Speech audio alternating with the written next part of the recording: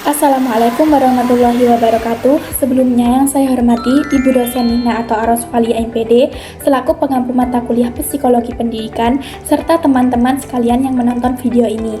Saya Aninda Torusyida dari semester 2 Program Studi Pendidikan Islam Anak Usia Dini. Pada kesempatan ini saya akan menyampaikan materi presentasi dengan judul Definisi Pertumbuhan dan Perkembangan. Sebelumnya saya ada cerita singkat tentang anak usia dini di masa kini. Nah, ceritanya yaitu ada seorang anak yang berusia 4 tahun. Nah, setiap hari tubuhnya terlihat semakin tinggi dan berat badannya juga semakin bertambah. Jadi, itulah yang disebut sebagai pertumbuhan, yaitu perubahan yang bisa diukur secara fisiknya. Namun, di sisi lain ada juga yang berubah. Dia mulai bisa menyusun kalimat dalam bicaranya, mengenal huruf, memahami perasaan orang lain dengan temannya, dan bahkan bisa menggunakan gadget untuk menonton video atau bermain dalam permainan dalam gadget tersebut. Nah, kemampuan berpikir, bahasanya, dan bersosialisasi yang terus berkembang itu adalah yang dinamakan perkembangan. Di masa ini, gadget dan lingkungan yang serba modern menjadi bagian dari kesehariannya. Jika digunakan dengan bimbingan orang tua, dia bisa belajar banyak hal yang mendukung perkembangannya. Tapi, jika terlalu lama dan tanpa pengawasan orang tua, hal itu bisa menghambat keseimbangan antara pertumbuhan fisiknya dan perkembangan mentalnya. Nah, pada slide yang pertama, saya akan membahas tentang definisi pertumbuhan dan perkembangan.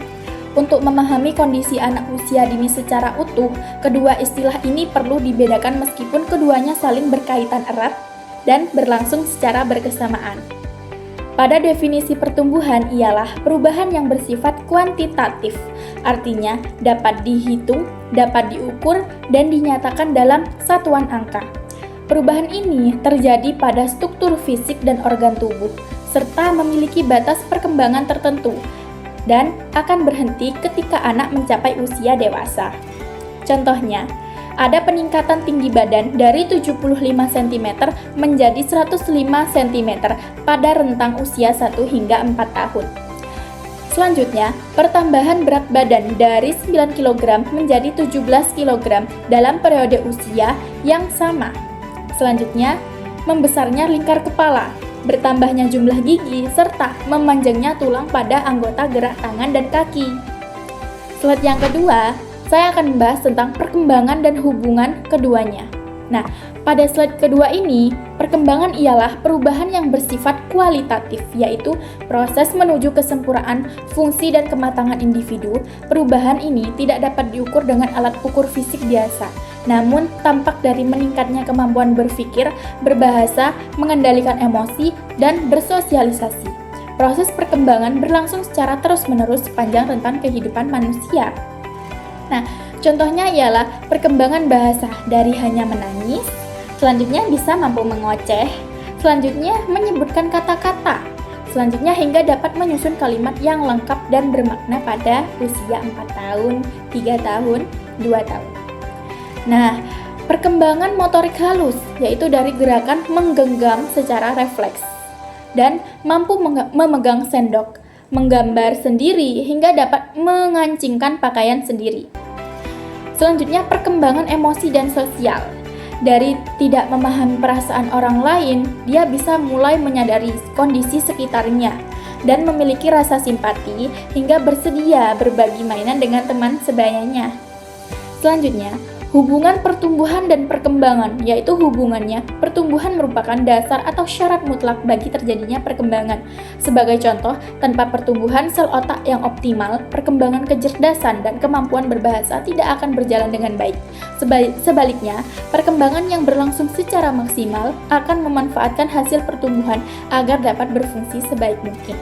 Singkatnya, pertumbuhan membentuk fondasi, sedangkan perkembangan membangun potensi menuju pribadi yang utuh dan berkualitas. Pada slide yang ketiga, yaitu proses pertumbuhan dan perkembangan. Proses pertumbuhan dan perkembangan pada anak berlangsung secara teratur dan berkesinambungan dan bertahap. Tidak terjadi lompatan perubahan yang mendadak, melainkan mengikuti pola umum yang berlaku bagi seluruh anak, meskipun kecepatan yang terjadi dalam berbeda-beda pada setiap individu pada anak. Ciri-cirinya ialah yang pertama teratur, yaitu berlangsung sesuai urutan dan pola yang tetap. Selanjutnya berkesinambungan, yaitu berlanjut secara terus-menerus dari satu tahap ke tahap berikutnya seiring berjalannya waktu. Selanjutnya bertahap, melalui jenjang perkembangan yang berurutan mulai dari masa bayi, balita, prasekolah, usia sekolah, hingga remaja. Setiap anak memiliki keunikan masing-masing, hingga perbedaan kecepatan tumbuh kembang adalah hal yang wajar selama masih berada dalam batas normal. Pada slide yang keempat ialah pola umum proses pertumbuhan dan perkembangan.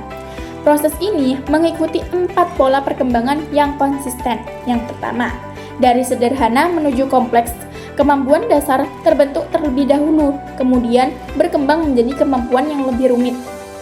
Contohnya, anak mulai belajar berdiri, selanjutnya bisa berjalan perlahan, selanjutnya berlari hingga mampu melompat atau menari. Yang kedua, dari umum menuju khusus.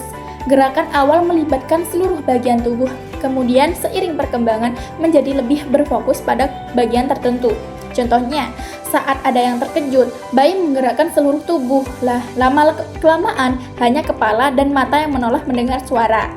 Yang ketiga, dari arah kepala menuju kaki atau cephalocaudal. Bagian tubuh ini sebelah atas berkembang lebih dahulu dibandingkan bagian bawah. Contohnya, anak mampu mengangkat kepala dan mengendalikan gerak tangan sebelum akhirnya mampu berdiri dan berjalan. Yang keempat, dari arah tengah tubuh menuju pinggir atau proximodistal. Bagian tubuh yang berdekatan dengan pusat tubuh berkembang lebih awal dibandingkan bagian yang lebih jauh. Contohnya, anak mampu menggerakkan lengan terlebih dahulu, baru kemudian dapat menggerakkan jari-jari tangan untuk memegang benda berukuran kecil. Nah, selanjutnya slide yang kelima. Slide yang kelima yaitu faktor bawaan internal atau keturunan. Faktor ini bersifat menetap, sudah ada sejak anak dikandung dan diturunkan dari kedua orang tuanya. Faktor ini menentukan potensi dasar yang dimiliki anak. Contohnya, batas maksimal potensi tinggi badan yang ditentukan oleh materi genetik dari ayah dan ibu, jenis kelamin, warna kulit, bentuk wajah, serta bakat dasar seperti tingkat kecerdasan atau kemampuan di bidang seni. Kondisi kesehatan dasar dan sistem ketahanan tubuh yang dibawa sejak lahir. Selanjutnya, slide yang ke-6 dan 7. Faktor lingkungan atau eksternal. Faktor ini berasal dari luar tubuh anak dan sangat berpengaruh dalam menentukan apakah potensi bawaan tersebut dapat berkembang secara optimal atau tidak. Berbeda dengan faktor bawaan, faktor lingkungan dapat diatur dan diperbaiki. Yang pertama, gizi dan kesehatan. Asupan makanan bergizi memengaruhi pertumbuhan tulang dan jaringan otak. Anak yang kekurangan gizi cenderung mengalami pertumbuhan yang terhambat dan lebih mudah jatuh sakit. Contohnya, anak yang rutin mengkonsumsi susu, sayuran, dan sumber protein akan lebih tinggi, lebih kuat, dan lebih aktif dibandingkan anak yang kurang asupan gizi. Yang kedua, pola asuh dan lingkungan keluarga. Cara orang tua mendidik, memberikan perhatian, serta mengajak berkomunikasi sangat menentukan perkembangan emosi, kepercayaan diri, dan kecerdasan pada anak. Contohnya, orang tua yang sering mengajak mengobrol dan membacakan cerita akan membantu anak lebih cepat menguasai kemampuan berbahasa dan memiliki rasa percaya diri yang baik. Selanjutnya nomor 3, lingkungan bermain dan pendidikan. Rangsangan dari lingkungan seperti mainan edukasi, teman sebayanya, dan bimbingan pendidik melatih kemampuan berpikir dan bersosialisasi. Contohnya, anak yang sering bermain bersama teman akan lebih cepat memahami cara berbagi, bekerja sama, dan memahami aturan interaksi sosial. Yang nomor 4, yaitu kondisi ekonomi dan sosial. Lingkungan tempat tinggal yang aman, bersih, dan tenang memberikan kenyamanan psikologis sehingga anak dapat tumbuh dan berkembang secara baik tanpa gangguan. Selanjutnya, slide yang ke-8 yaitu fase 1 sampai masa bayi usia 0 sampai 12 tahun. Masa ini merupakan periode terjadinya pertumbuhan yang paling pesat dibandingkan fase lainnya.